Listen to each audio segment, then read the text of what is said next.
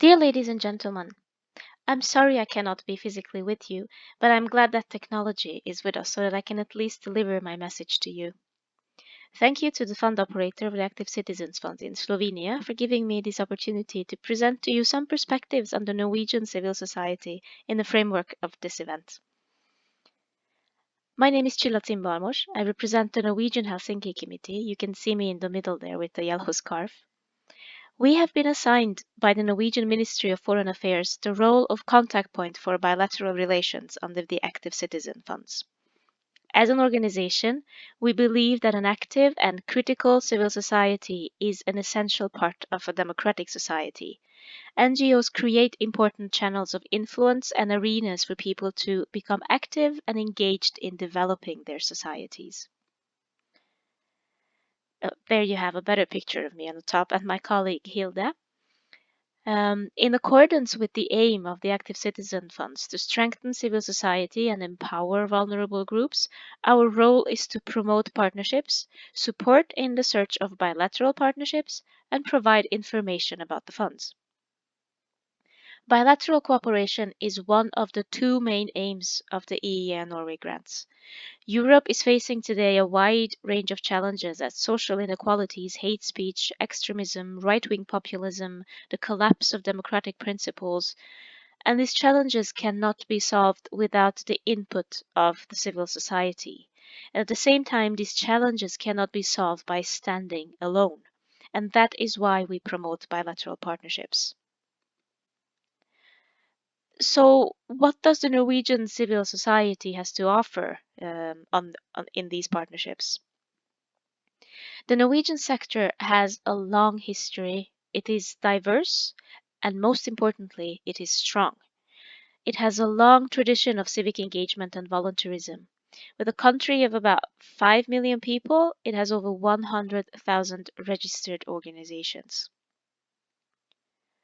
But in order to ensure democratic progress and open public debate, we need to have organizations that have the capacity and the possibility to engage the government on critical issues. And this is what we have in Norway.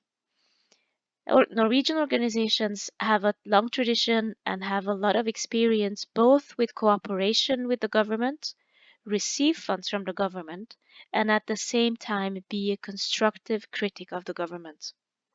And they're also quite good at mobilizing their members, as 80% of Norwegians are members in one or more organizations. For the Active Citizens Funds, a little while ago, we conducted a survey among Norwegian organizations to map their preferences and priorities in connection to the EEA grants and the ACF in particular. We took the Blue Book as a starting point to design the questions accordingly. And from the survey, we could identify that at least among the respondents, the three most relevant topics for engagement are social justice and inclusion of vulnerable groups, democracy, active citizenship, good governance and transparency, and human rights, equal treatment through combating all forms of discrimination. But we have also asked our respondents what it is that they as organizations can contribute with in a possible cooperation. And what you see here on your screen now are the 5 most common answers that we have received. The 5 main competency areas that Norwegian organizations can have an input on in a cooperation. And I believe this is quite relevant. So to conclude on this part, why would you want to have a Norwegian partner? Norwegian organizations can, for example, be a very interesting partner if you seek to strengthen your advocacy and watchdog capacity and activities. They can also have an important input on projects designed to increase membership base and develop the capacity and democratic functioning of your NGO. They can also inform about good practices in terms of cooperation with decision-making bodies and participation in policy-making processes. But there is also a recognition among Norwegian organizations that we too can be better, that we too can learn from being partners. Norwegian organizations generally seek to be involved in projects where they can fill their own knowledge gaps. there where they can learn from your experiences and there where they can develop solutions together with you. So think about that when you are looking for a partner. And I think the essential points to consider in order to have a successful bilateral cooperation and a partnership are to have a common set of values as organizations, to have a common understanding of the project, its goals and outcomes, to have good and open dialogue based on mutual trust, and have a long-term perspective on the cooperation. We have also some good advice that we believe can help you along the way. The first one is to be prepared. Know as much as possible about the program and the call. Also, take time to know your partner well before you sign a contract. Visit the organization in the partner country. If there is seed money available, please use this to visit the organization you want to partner with. Make sure there is financial basis to take the project to successful completion, and also make sure to have enough time and resources for project administration. This goes, of course, also for the Norwegian organizations as well. As facilitators for bilateral relations, we have put together some tools for partnerships. One of them is the ngonorway.org site. This is the information portal for partnerships under the Active Citizen Funds. And we launched it just about a year ago. And here we have gathered information, tips and advice that we grouped for the specific audiences that we have. There is a section with specific information for you or as organizations from the beneficiary countries. And we also have a section for Norwegian organizations. It's quite interesting. So I quite advise you to check it out every now and then. But the NGO database, is probably the most important tool for you to use if you're looking for a partnership. This is also new, launched it together with the website. Due to GDPR requirements, we had to build it up from scratch, the old one. And today we have over 300 registered organizations here, and over 50 of these are Norwegian organizations. We have some Slovenian organizations registered already, but we would like to see more of them. Registration is free. We follow the GDPR requirements, and we really believe that this is a valuable tool for identifying partners. You can browse through the organizations, you can select the topics of your interest, and you can see which organizations come up, and you can also register your organization as open for cooperation.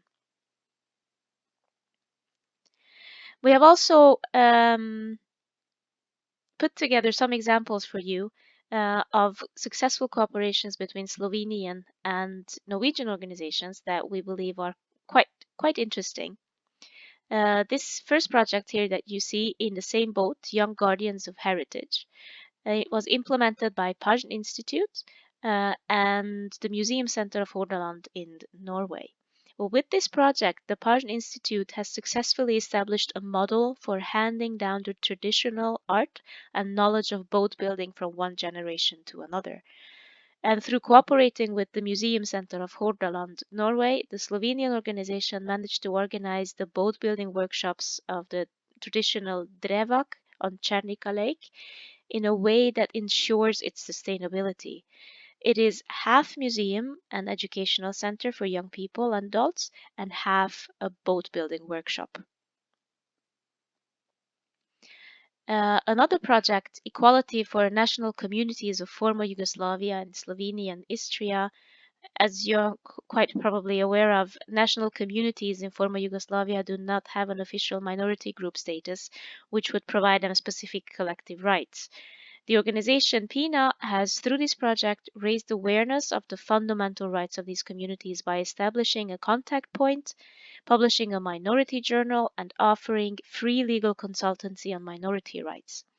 Their partner was the University of Stavanger, and they together established the training of trainers methodology for this project. But what is especially interesting is that PINA, cooperating with the university, this cooperation is still ongoing. They have together received another grant for a project on youth employment that they work on together now. Another project, Personal Friends. Well, I find this really a very, very cute project with a double effect, cutting unsustainable consumption and securing employment of people with disabilities. Well, this project combined the idea of recycling old toys with training and employment of persons with disabilities. The people with disabilities work on creating unique toys from old ones, each with a special personal message, raising public awareness about environmental issues and about discrimination. Lillehammer University College contributed extensively with know-how on inclusion of vulnerable groups and on social dynamics that influence the success of projects, and the two partners are planning on continuing their collaboration. Strengthening LGBT rights this is also one of my favorites. They all are actually. Through an extensive analysis of discrimination in the existing Slovenian legislation, the association Legebitra identified over 72 laws where LGBT persons were not in the same position as heterosexual couples and families. They started an intensive campaign and a bilateral partnership with Free from Norway, where in the end the law was changed, granting LGBT persons in Slovenia almost the same rights as heterosexuals. The project also created a network of specialized LGBT-friendly lawyers and a legal clinic where LGBT people can be informed about their legal rights. So I hope you feel really inspired by these examples and the bits and news that you heard about Norwegian sector. And I wish you good luck, and I really look forward to hearing about many good partnerships and projects from Slovenia. Thank you very much, and all the best. Hvala, Csilla, tam daleč v Oslu. Sem vesela, da je delovalo končno. To, kar je Csilla povedala, sodelovanje v partnerstvu je izjemno pomembno. Nas tudi veseli, da je tudi na podlagi naših izkušenj celoten pristop k bilateralnemu sodelovanju tokrat nekoliko drugačen. Če smo v prejšnjem programu bolj ali manj samo šteli partnerstva, nas zdaj zanimajo resnična, dolgoročna, kakovostna partnerstva, kar pomeni skupno delo organizacij iz Slovenije in držav donatoric. Zato nam je super, ko slišimo za primer Pine, recimo, ki sodelovanje s profesorico, ki so jo začeli v prejšnjem projektu, sedaj nadgrajuje tudi na drugih področjih. Takšna partnerstva si pravzaprav želimo. Da bi lahko prišli do norveških in drugih organizacij, ker kot partnerji so v projektih upravičeni kot tuje organizacije, mislim, ne samo organizacije iz držav donatoric, ampak tudi organizacije iz držav upravičenk, se pravi preostalih 14. Zato vas resnično spodbujam, da se vpišete v to NGO bazo podatkov, ki jo je Csilla omenjala, pač noter vpišete svojo organizacijo, svoje področje in hkrati vidite vse druge organizacije vpisane in tako mogoče se lažje povežete. Če pa ne najdete organizacije, ki si jo ciljno želite, se pa lahko obrnete na nas, pa bomo potem ciljno preko Csille vam probali najti primerno organizacijo. Ni pa nujno, da so to nevladne organizacije, kot ste slišali, veliko je fakultet, lahko so občine, lahko so podjetja, omejitev pri partnerstvu ni. Okay.